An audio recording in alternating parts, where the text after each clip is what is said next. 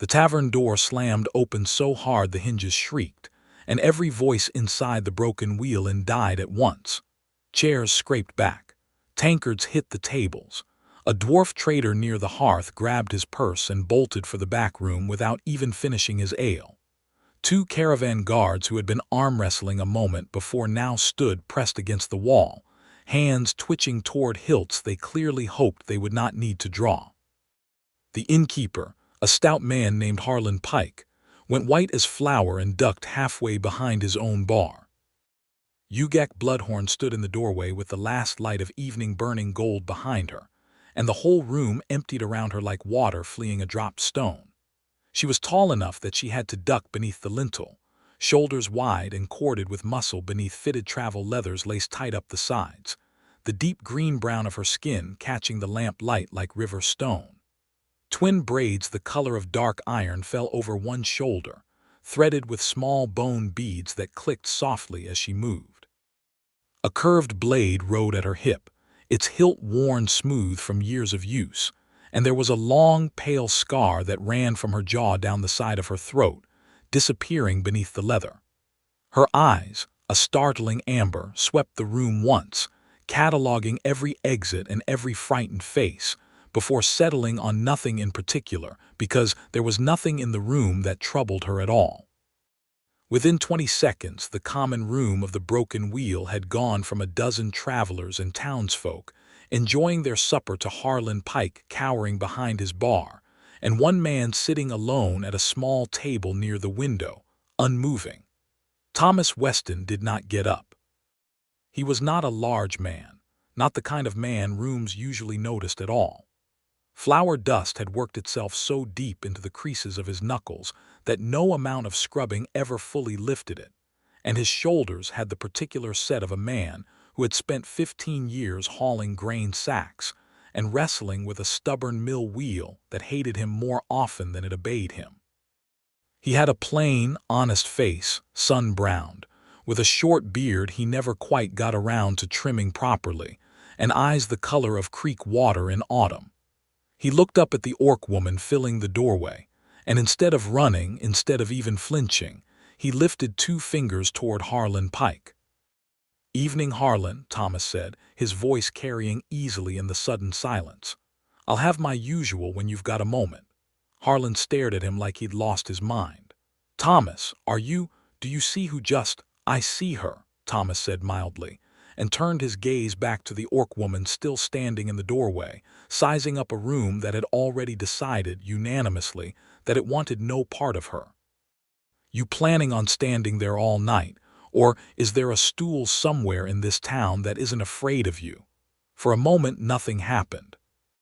The bone beads in her braids clicked once as she tilted her head, studying him the way a hunter studies a strange track in the mud, trying to decide whether it belongs to something dangerous or something merely unusual. Then Ugak Bloodhorn laughed, a short, surprised bark of sound, and crossed the room in 4 long strides to drop into the chair across from him, the wood groaning under her weight. "You have more nerve than sense, Miller," she said. Her voice was low and rough, accented in the clipped way of the Eastern clans, but her common tongue was clean and sure. "Every soul in this room ran from me. You order ale." "I ordered whiskey, actually," Thomas said, and Harlan, still pale, hurried over with 2 cups because he did not have the courage to bring only one and leave the orc woman empty-handed. "And I didn't run because I've got no reason to.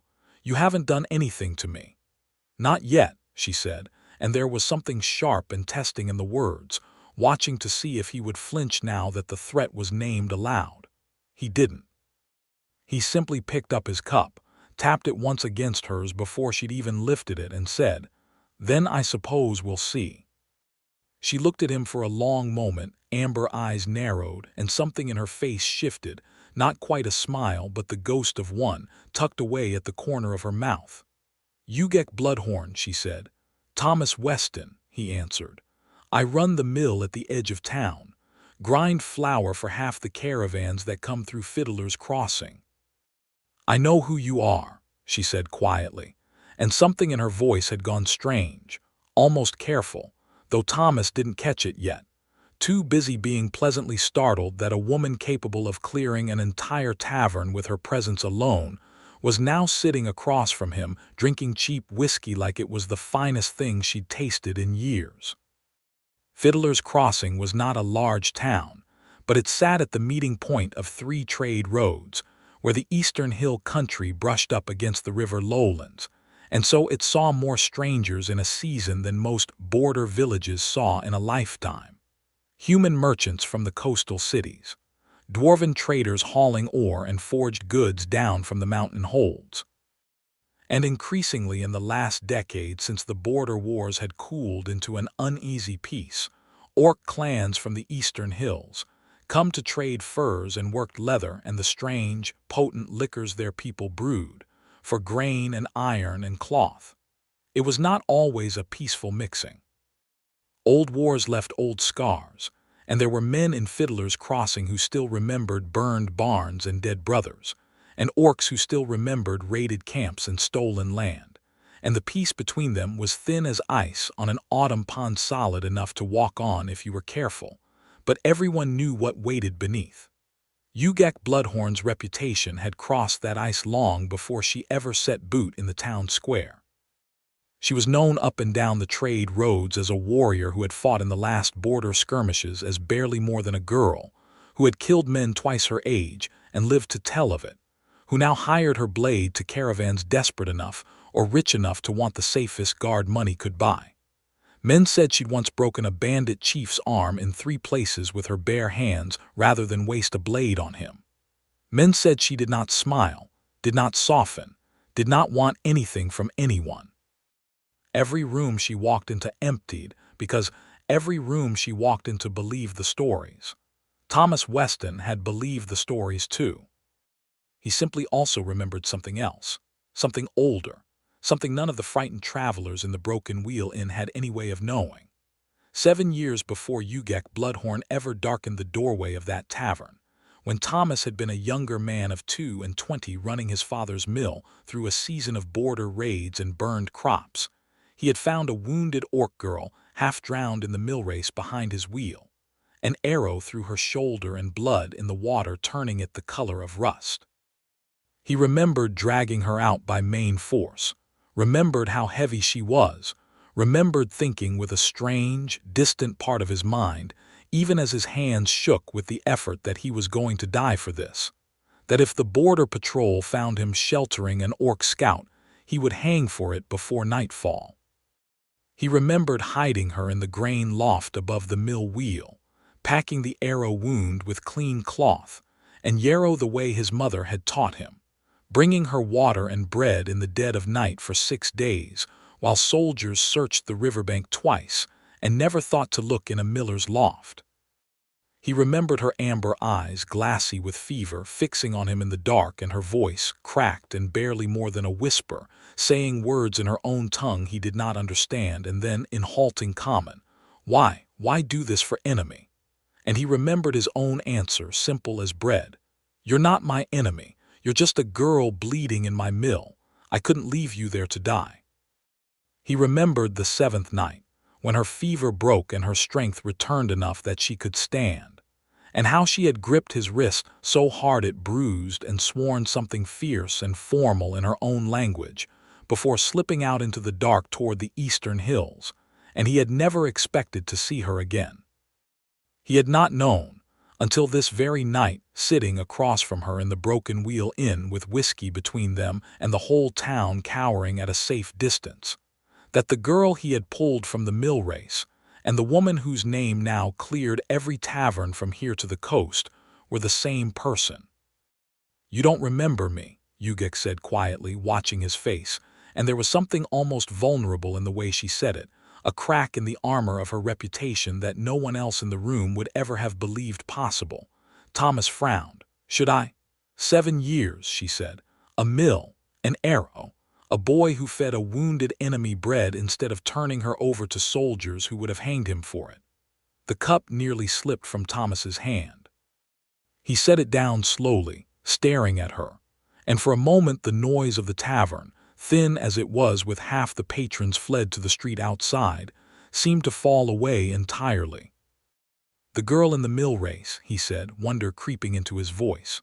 That was you. That was me." She reached up without ceremony and pulled aside the collar of her leathers to show him the old scar on her shoulder, pale and puckered, the twin of the one on her throat. "Your yarrow, your bread, your silence when silence would have earned you a purse of gold from the garrison." Her jaw tightened. "I swore a debt to you that night, Miller. An honor debt. My clan does not forget such things, even if 7 years pass, even if the world forgets what we were fighting over in the first place." "I never expected repayment," Thomas said. "I didn't do it for a debt." "I know," Ugak said, and there was something raw beneath the words. "That is why I have spent 7 years wondering how I would ever repay a man who wanted nothing." Harlan Pike, still hovering at a careful distance behind his bar, cleared his throat loudly enough to be heard.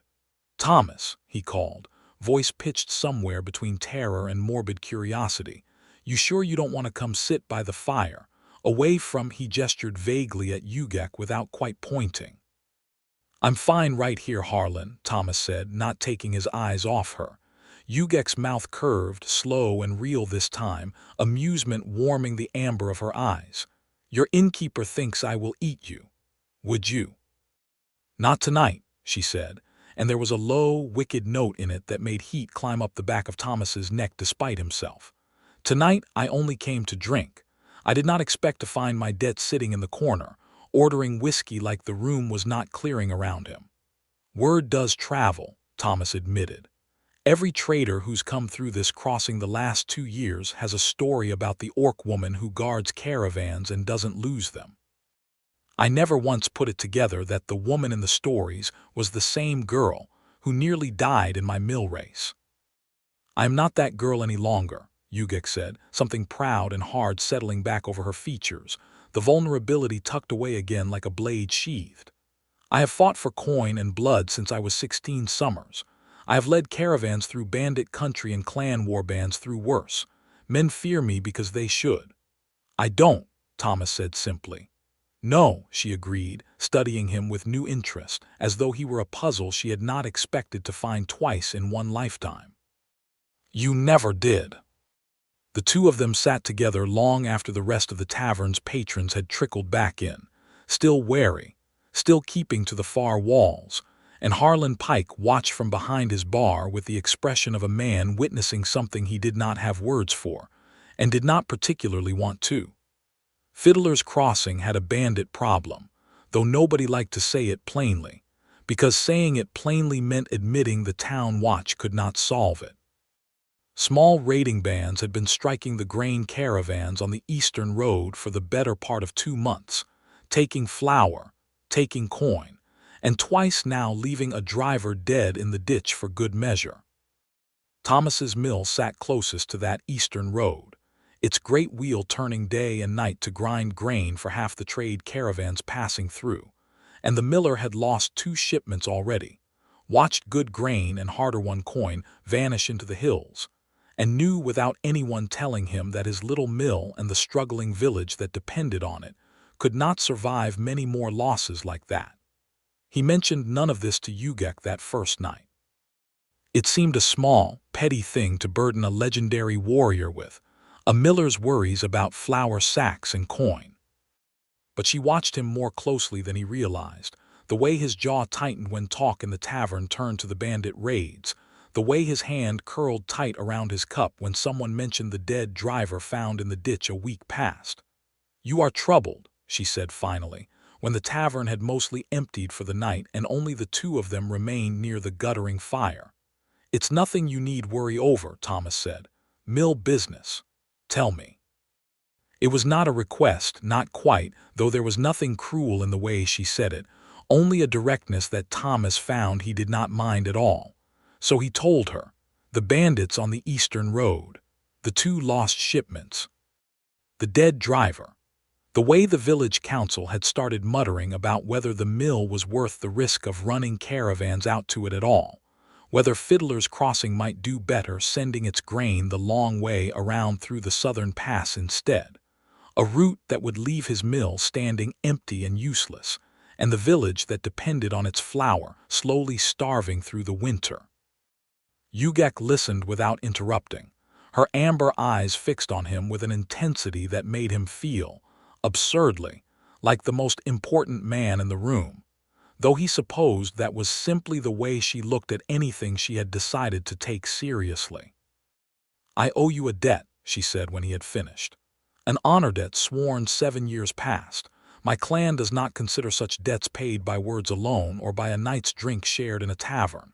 They are paid in blood and deed. Ugak, I told you I don't need. I did not ask what you need," she said, not unkindly but with a firmness that ended the argument before it began. "I am telling you what I will do. Your bandits raid the eastern road. I have hunted worse than bandits through worse country than these hills. I will guard your grain until the debt between us is settled, and you will not argue with me about it, because the debt is mine to pay, not yours to forgive." Thomas looked at her for a long moment, this woman who had walked into a tavern and emptied it with nothing but her name and her reputation, now offering to bleed for his mill because of a kindness he barely remembered doing. "All right," he said quietly.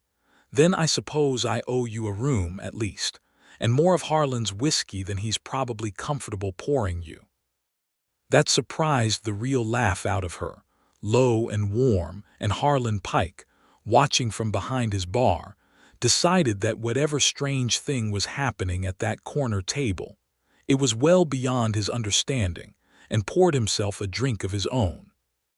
The following weeks unfolded in a rhythm Thomas had not known he was missing until it arrived. Ugak took a room above the trading post nearest the mill, though most nights she could be found instead in the mill's own loft, the very same loft where she had once lain fevered and bleeding, insisting the vantage point suited her better for watching the eastern road. Thomas did not argue. He found, to his own quiet astonishment, that he liked having her there, liked the sound of her moving about above the grinding stones while he worked, liked the way she would climb down at midday to share bread and cheese with him on the mill's loading dock, liked the low rumble of her laughter when he told her some small, foolish story about the village, a goat that had wandered into the market stalls, a drunk trader who had tried to pay for grain in what turned out to be painted river stones. She was, he learned quickly, nothing like the cold, distant warrior of the stories that traveled the trade roads ahead of her. She was sharp-tongued and quick to laugh, fiercely proud of her clan's traditions, and possessed of an opinion about nearly everything, from the proper way to smoke fish to the foolishness of human sword forms, which she demonstrated on him twice with the flat of her blade, leaving him bruised and grinning on the mill floor. The village, for its part, took longer to warm to her presence than Thomas did. The first time Ugak walked into the town square on market day, the crowd parted around her exactly as the tavern had, stall keepers pulling their children close, an old woman making a warding sign with her fingers, 2 of the town watch exchanging nervous glances and gripping their spears a little tighter. Ugak walked through it all with her chin up and her amber eyes forward, giving no sign that the fear rippling around her touched her at all, though Thomas, walking beside her with a sack of flour over one shoulder, saw the small, tight way her jaw clenched, and understood that it cost her something to walk through a crowd like that and pretend it did not. "They will always look at me this way," she said quietly once they had passed through the worst of the market crowd. "It does not matter how many caravans I guard, how many bandits I kill on their behalf. I will always be the orc who might someday remember old wars." "Not to me," Thomas said. "No," she agreed, and there was something soft in the way she looked at him, something that had not been there in the tavern that first night. "Not to you." It was 3 weeks into her guarding of the eastern road that the bandits struck again, and this time Thomas rode with the caravan himself, unwilling to send his grain out with only hired drivers when Ugak had made clear she intended to ride beside it regardless of what he wished. They came out of the tree line at dusk, 6 of them on shaggy hill ponies, cudgels and short swords in hand, expecting an easy caravan of frightened drivers and unarmed grain sacks. What they found instead was Ugak Bloodhorn dropping from the lead wagon with her curved blade already drawn, moving through them like a storm moving through wheat, and Thomas, heart hammering, standing his ground beside the wagon with a hand axe gripped tight and refusing to run even when every instinct screamed at him too. It was over in under 2 minutes. 2 bandits fled into the trees. One lay groaning in the road with a wound that would heal poorly but heal, and Ugak stood in the center of the road breathing hard. Blood that was not her own streaked across one forearm, amber eyes bright with the fierce, terrible clarity of a fight well ended. "You stayed," she said to Thomas, and there was something almost startled in her voice, as though she had expected, even now, that he might have run. "I told you I wasn't afraid of you," Thomas said, lowering the axe with hands that shook only a little. "Didn't say anything about bandits, though. Those I was plenty afraid of." "But you stayed," she said again, softer this time, crossing the space between them, and reached out to touch the side of his face with fingers still warm from the fight, careful despite their strength, as though he were something precious rather than something breakable.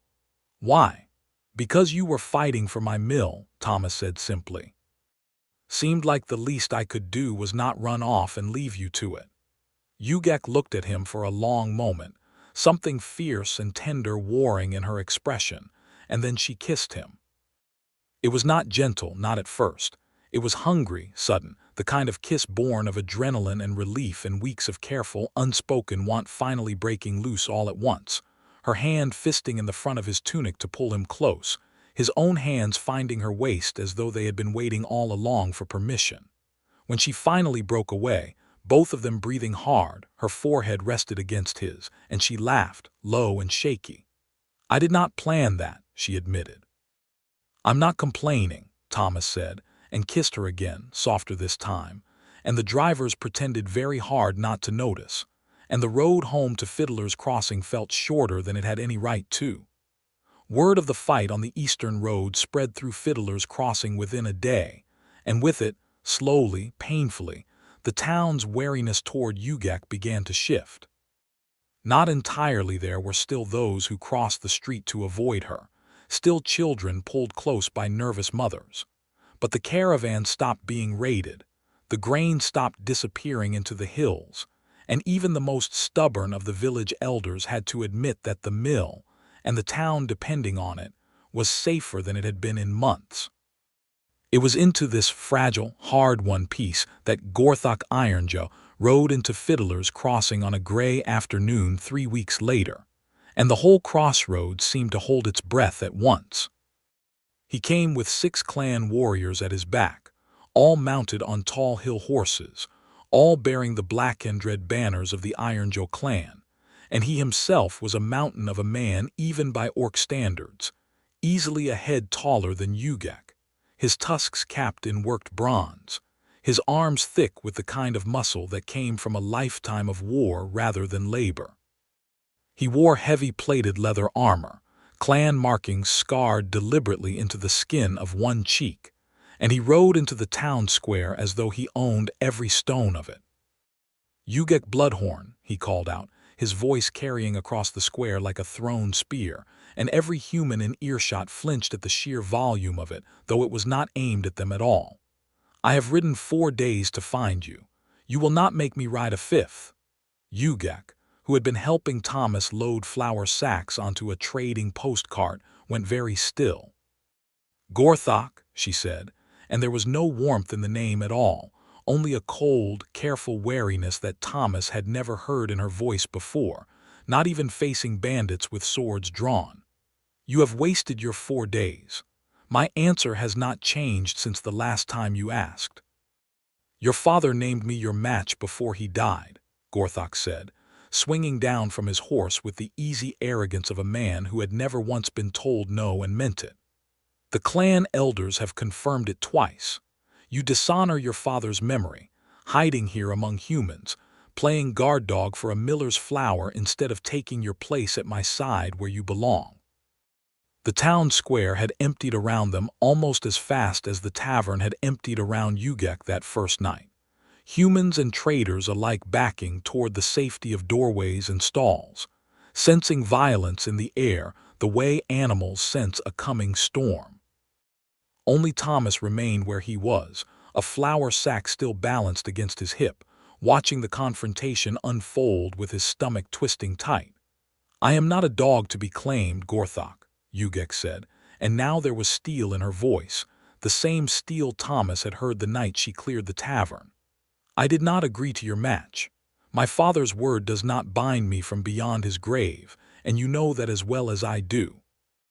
"Clan law says otherwise," Gorthok said, and his eyes, dark and hard, slid past her to Thomas, cataloging him the way a wolf catalogs something small and easily broken. "And clan law has little patience for a Bloodhorn daughter who spends her nights warming a human's bed instead of claiming her rightful place among her own people." The words landed like a slap. Thomas felt his face heat, humiliation and anger tangling together, but it was Ugak's reaction that truly frightened him, the way her whole body went taut and dangerous, the way her hand drifted, slow and deliberate, toward the hilt of her blade. "Careful, Gorthok," she said, low and lethal. "You speak of things that are not yours to speak of." "Am I wrong?" Gorthok's gaze did not leave Thomas. "Look at him, a miller, flour in his beard and no muscle to speak of. This is what the great Ugak Bloodhorn chooses over a clan champion." Thomas set the flour sack down slowly, his heart hammering, every instinct telling him this was a fight he could not win, and every stubborn piece of him refusing to look away regardless. "I never asked her to choose anything," he said, and his voice, to his own surprise, came out steady. "But if she has, that's her right, isn't it?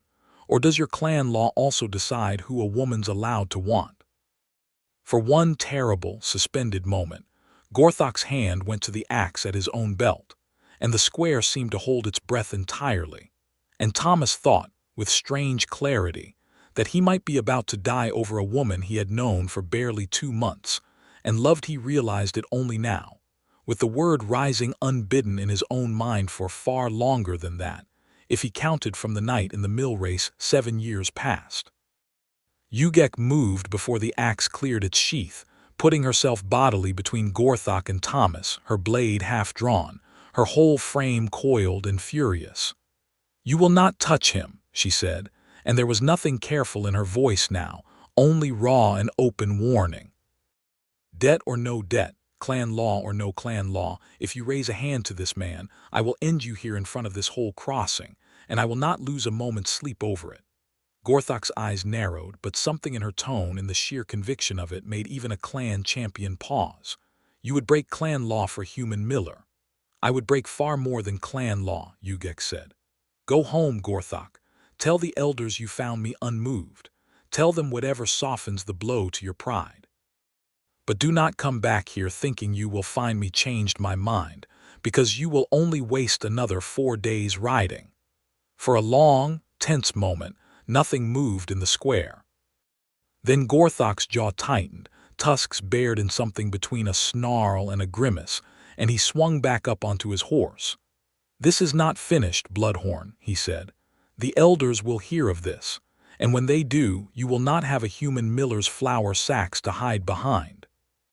He wheeled his horse and rode out of the square with his 6 warriors close behind, and it was only once the sound of hooves had faded down the eastern road that the town square exhaled as one and slowly, cautiously, began to fill again with life. Ugak turned to Thomas, and the fury in her face gave way all at once to something raw and frightened that Thomas had never once seen on her before. "Are you hurt?"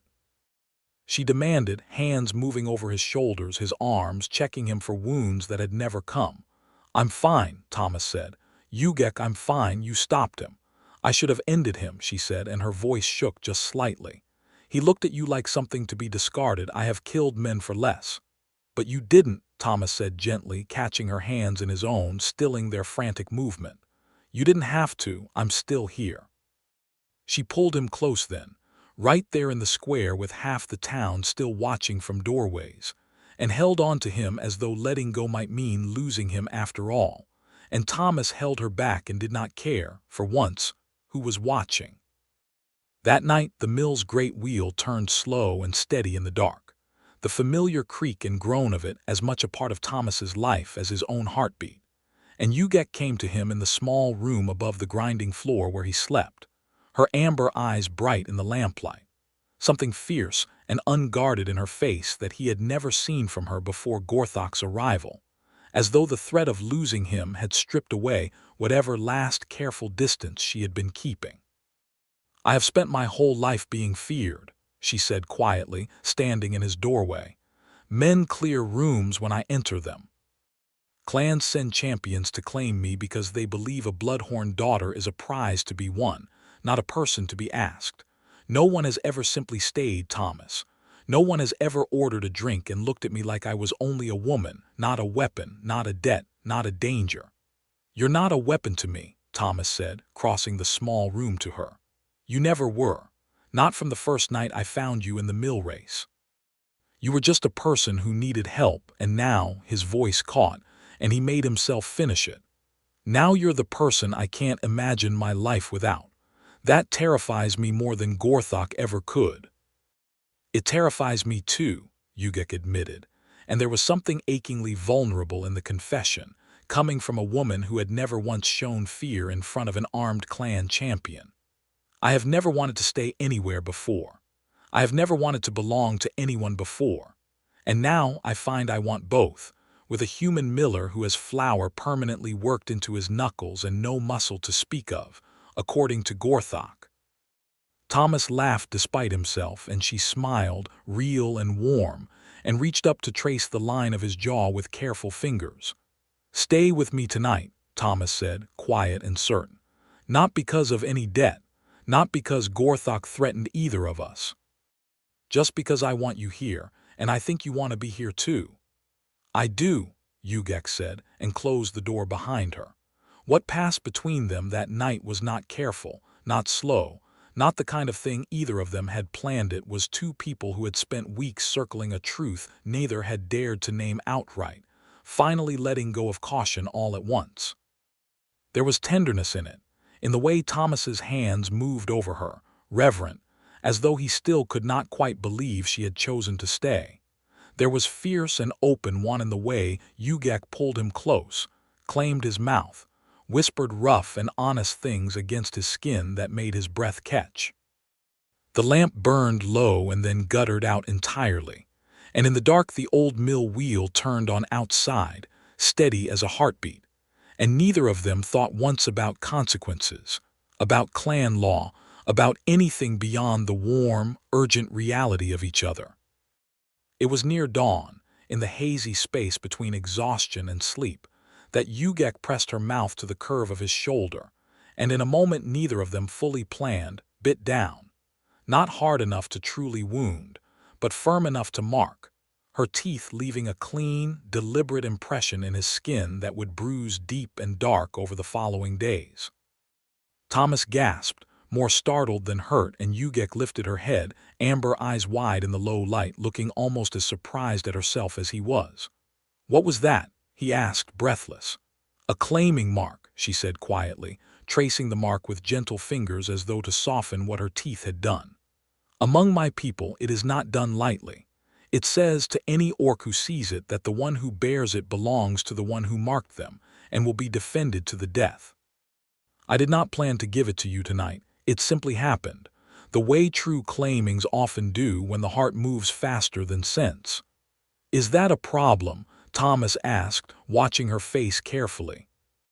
"It could be," Ugak admitted. "A claiming mark given to a human is not something my people take lightly. Some would call it a defilement of tradition. Gorthok certainly would." She hesitated, then met his eyes, steady and sure despite the risk in her own words. "But I do not regret it. I have never given that mark to anyone before, Thomas Weston. I do not intend to take it back." Thomas reached up and covered her hand with his own, pressing it against the mark on his shoulder. "Then I won't ask you to." They lay together as the first gray light of dawn crept through the loft window, and for a little while, at least, the world outside the mill and its turning wheel felt very far away indeed. It might have stayed a private thing, that mark, kept quiet beneath a shirt collar and a careful sleeve, if not for market day 3 weeks later and the particular cruelty of bad timing. Thomas had gone to help unload a trading post shipment, sleeves rolled to the elbow against the day's heat, when a passing dwarven merchant's cart clipped his arm hard enough to tear the seam of his shirt clean along the shoulder. And there, plain and dark and unmistakable in the bright afternoon light, was the claiming mark Ugak had given him weeks before. It might have gone unnoticed by anyone who did not know what to look for. But Fiddler's Crossing that particular market day was thick with clan traders down from the eastern hills, come to sell furs and worked hide before the mountain passes closed for winter. And among them, standing not 30 feet away examining a stall of tanned leather, was one of Gorthok Ironjaw's own kinsmen, a broad-shouldered warrior named Bracca who had ridden with him to the crossroads weeks before, and knew exactly what a Bloodhorn claiming mark looked like. The gasp Bracca made was sharp enough to turn heads across half the square. "Bloodhorn's mark," he said, loud enough to carry, pointing without shame at Thomas's exposed shoulder. "That is a Bloodhorn claiming mark on a human." The word spread through the market like fire through dry grass. Traders turned. Stall-keepers stopped mid-transaction. A ripple of shocked murmuring rolled outward from Bracca's voice, human and orc alike turning to stare at Thomas standing frozen in the middle of the square, his torn shirt hanging loose off one shoulder, the dark mark of teeth plain for anyone with eyes to see. Ugak, who had been across the square helping a caravan driver check his wagon axle, went rigid the instant she heard Bracca's shout, and by the time she reached Thomas's side, the whole market had gone dead silent around them, exactly as every room she had ever entered had gone silent, except this time the silence was aimed not at her reputation, but at the truth Bracca had just torn into the open air for everyone to witness. "It is true, then," Bracca said, staring at Ugak with something between disgust and disbelief.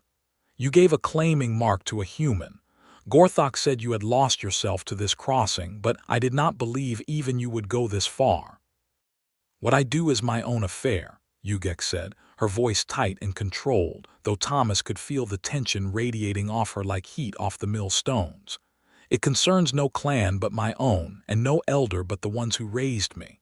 It concerns the whole clan when a Bloodhorn daughter breaks tradition this deeply," Bracca snapped. "Gorthok rode away from this crossing humiliated once already. When he hears of this, he will not simply ride away again." "Then let him come," Ugak said, and there was a dangerous edge in her voice now, the same edge Thomas had heard the night she faced Gorthok down in the square. "Let him bring the whole clan if he wishes. My answer will not change, and neither will this mark." Bracca's eyes narrowed, and without another word he turned and strode away through the crowd, already calling for his horse, and Thomas understood with sick clarity that within a day, perhaps two, Gorthok Ironjaw would know exactly what had happened at Fiddler's Crossing, and this time he would not ride away humiliated and quiet. He would ride back for blood. "Ugak," Thomas said quietly, once the immediate crowd had begun to disperse, murmuring amongst themselves, some throwing wary or openly hostile looks his way, others simply shaken by the spectacle of it all. "What does this mean? What will he do?"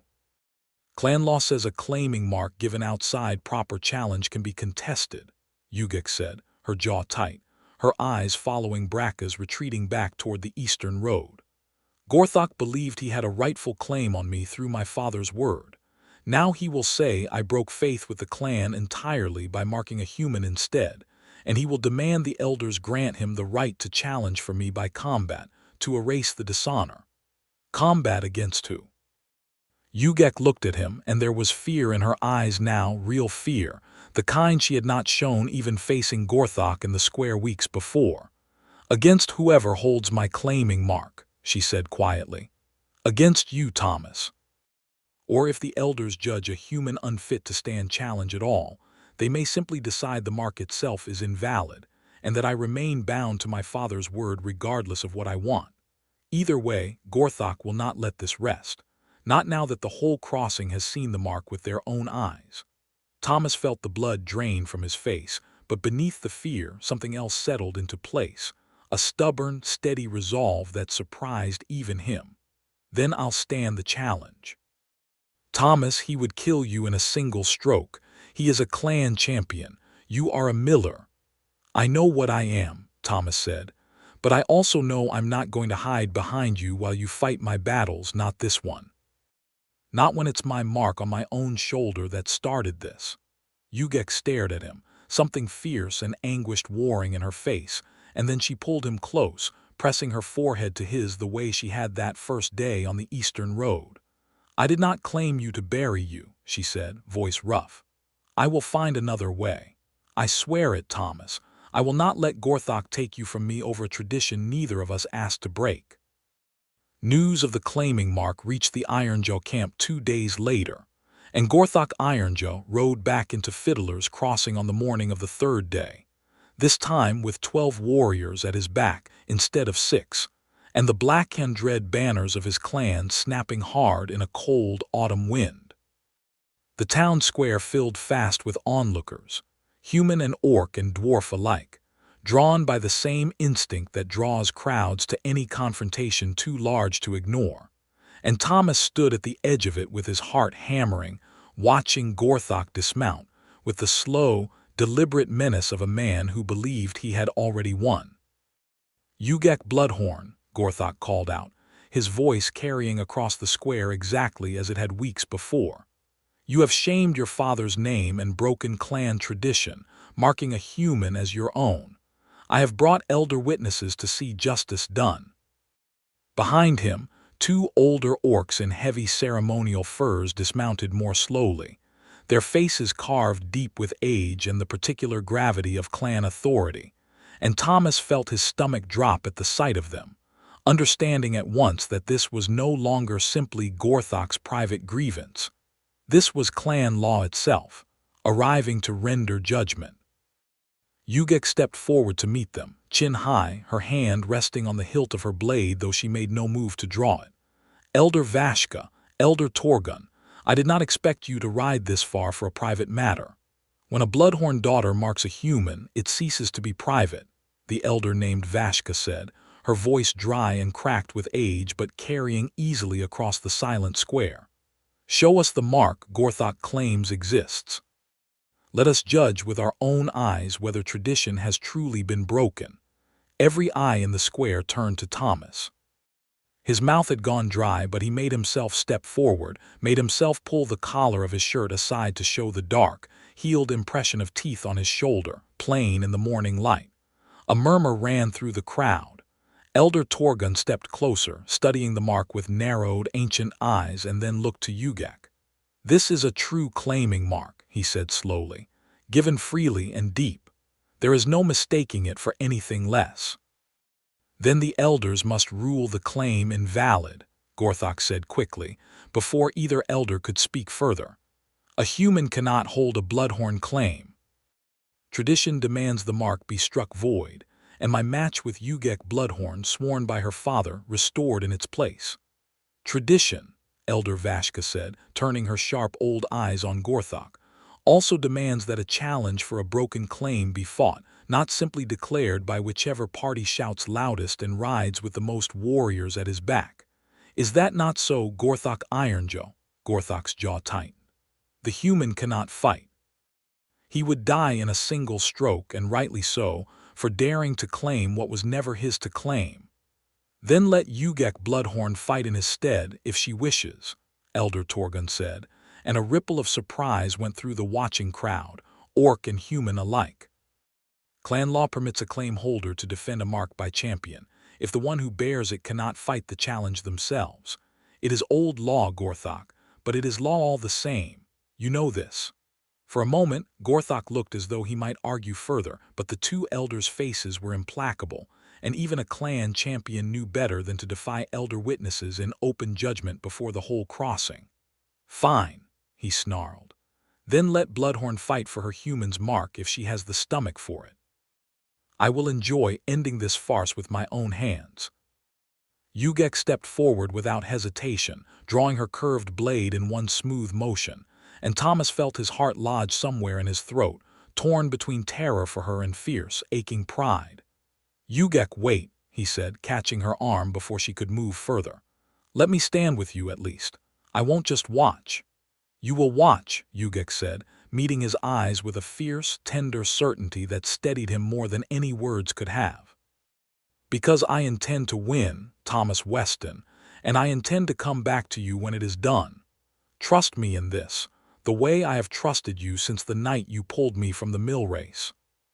He swallowed hard and stepped back, and the crowd cleared a wide circle in the square, the same instinctive clearing that had followed Ugak everywhere she went since the night she first walked into the Broken Wheel Inn, except now the space they gave her was not born of fear alone, but of the electric anticipation of a fight that mattered. Gorthok drew his own weapon, a heavy war axe with a haft as thick as a man's wrist, and the two of them circled each other slowly in the cleared space of the square, the whole crossing holding its breath as one. The fight, when it came, was fast and brutal and utterly unlike anything Thomas had ever witnessed. Gorthok was larger, stronger, his axe strokes carrying the terrible weight of a man who had spent decades in real war, but Ugak was faster, and she fought with a controlled, furious precision that spoke of a lifetime spent proving, over and over, that she belonged in every battle she entered. Steel rang against steel. Gorthok's axe carved a gouge into the packed earth of the square where Ugak had stood a heartbeat before, and she answered with a slash across his forearm that drew a hiss of pain and a spray of dark blood. Thomas watched with his hands clenched so tight his nails bit into his palms, every instinct screaming at him to intervene even though he knew, with cold clarity, that stepping into that circle would only get him killed and do nothing to help her at all. The fight turned twice, in Gorthok's favor, once when he caught Ugak's shoulder with the flat of the axe haft, sending her stumbling, once when he nearly closed the distance enough to grapple her, which would have ended things quickly given his greater size. But each time, Ugak recovered with a speed that spoke of pure, honed will, and slowly, inexorably, the tide of the fight began to shift. It ended when Ugak fainted low, drawing Gorthok's axe wide, and then closed the distance in a single lunging step, her blade coming up under his guard to rest, cold and final, against the side of his throat. "Yield," she said, breathing hard, "or I finish this the way clan law allows me to." For a long, tense moment, Gorthok stood frozen, axe still raised, calculating whether pride was worth his life. Then slowly he lowered the weapon and let it fall from his hand into the dirt. "I yield," he said, the words clearly bitter as ash in his mouth. "The challenge is hers. The claim stands." A roar went up from part of the crowd-orc traders who had come to watch a spectacle and found themselves, instead, witnessing something that would be told and retold up and down the trade roads for years to come. Elder Vashka stepped forward, raising one hand for quiet. "The challenge is settled by combat, as tradition allows," she declared, her old voice carrying clear across the square. "Ugak Bloodhorn's claim on the human Thomas Weston stands, recognized by clan law, witnessed before elders. Gorthok Ironjaw's match is voided by his own defeat. Let no clan speak further against this bond, on pain of answering to elder judgment." Gorthok said nothing, only turned and stalked back toward his horse, his kinsmen following in tense, humiliated silence, and within minutes the Ironjaw banners were riding back out of Fiddler's Crossing, this time for good. Ugak sheathed her blade and turned, and Thomas was already crossing the square toward her, heedless of the crowd still watching, still murmuring, and caught her in his arms hard enough that she staggered a half-step before laughing, breathless and fierce and alive, and kissed him in front of the entire crossing without a single flicker of hesitation. "You're bleeding," Thomas said, pulling back just enough to see the shallow cut along her forearm where Gorthok's axe had grazed her. "It is nothing," Ugak said. "I have had worse from a training bout." She reached up and touched the side of his face, amber eyes bright with something that looked, for the first time since he had known her, entirely unguarded. "It is over, Thomas. The debt is paid. The challenge is settled. Gorthok will not return, not after being defeated before elder witnesses in open combat." And the mark, she glanced down at his shoulder, still bared where his torn shirt hung loose. "The mark stands, recognized before clan and elder both. No one will question it again. Elder Vashka approached them then, her ancient eyes moving between the two of them with an expression Thomas could not quite read, something between curiosity and something softer, almost approving. "I have witnessed many claimings in my years," she said. "I have never witnessed one quite like this.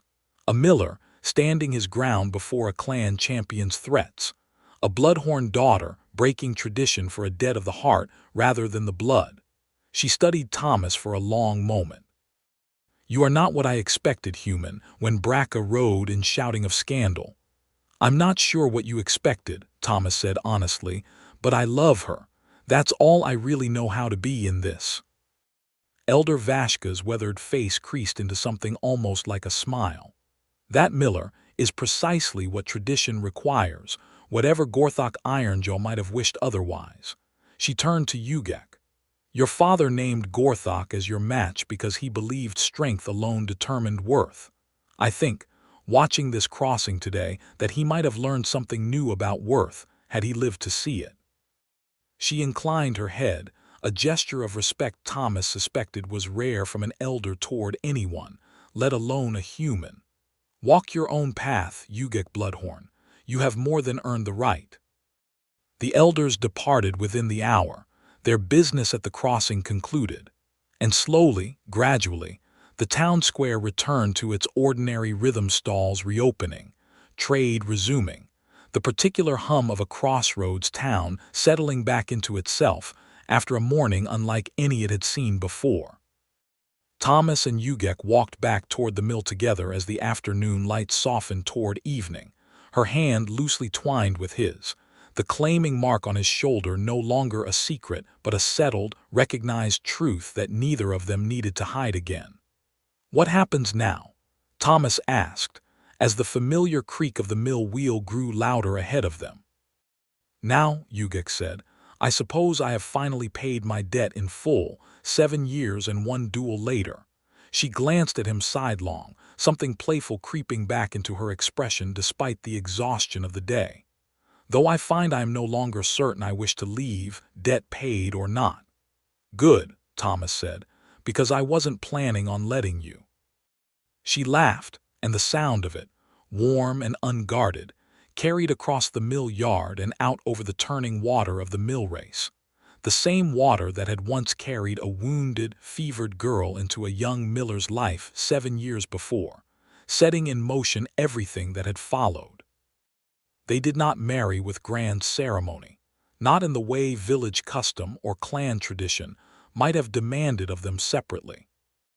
Instead, on a cold, bright morning some weeks later, with the first frost of the coming winter silvering the grass around the mill, Ugak and Thomas stood together on the loading dock where they had first shared bread at midday, and exchanged the simple, private vows that meant more to both of them than any grand ceremony could have. Thomas promising to always stay, the way he had that first night in the tavern, and Ugak promising, in turn, to never again let fear of what others thought keep her from choosing what her own heart wanted.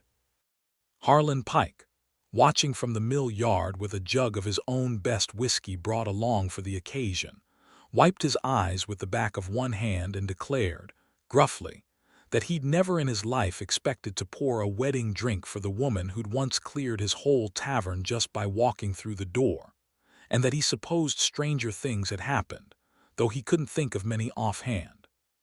Fiddler's Crossing, over the following seasons, slowly grew accustomed to the sight of Ugak Bloodhorn walking its streets not as a feared stranger, but as the miller's wife, guarding the Eastern Road caravan still, when she chose to, and spending her quieter days beside Thomas in the mill, learning the particular rhythms of grain and grinding stones, the way he had once learned the particular rhythms of a wounded orc girl's fever and recovery. The bandit raids on the Eastern Road did not return, word having spread far and wide of what had happened to the last men foolish enough to test the mill's defenses. Trade flowed steady and safe through the crossing, and the little village that depended on Thomas Weston's mill wheel found itself, for the first time in years, secure. Some evenings, when the work was done and the wheel turned slow and steady in the dusk, Thomas would find Ugak sitting on the loading dock exactly where they had first shared bread together, watching the water, and he would sit beside her, and neither of them needed to say very much at all, because everything that mattered had already been said, in a tavern that cleared around her and a man who stayed anyway, in a mark given freely and defended before elders, in a debt that had begun with a wounded girl in a mill race, and ended with two people who had chosen each other completely, against every tradition and every fear that might have kept them apart. "Every room I have ever walked into has emptied around me," Ugak said quietly one such evening, her head resting against his shoulder, right over the place where her mark still lay beneath his shirt. "Every room but this one. That's because this room already knows you," Thomas said, pressing a kiss to her temple. "And it isn't going anywhere." "Neither am I, no," she agreed, and there was a settled, peaceful certainty in her voice that had not been there the night she first walked into the Broken Wheel Inn, blade at her hip and reputation preceding her like a storm front. "Neither am I." Above them, the mill wheel turned on into the gathering dark, steady and unbroken, carrying the water of the mill race on toward the river and the wide world beyond. And below it, in the small warm circle of lamplight spilling from the mill house window, the miller and the orc woman who had chosen him sat together, unafraid, exactly where they intended to stay.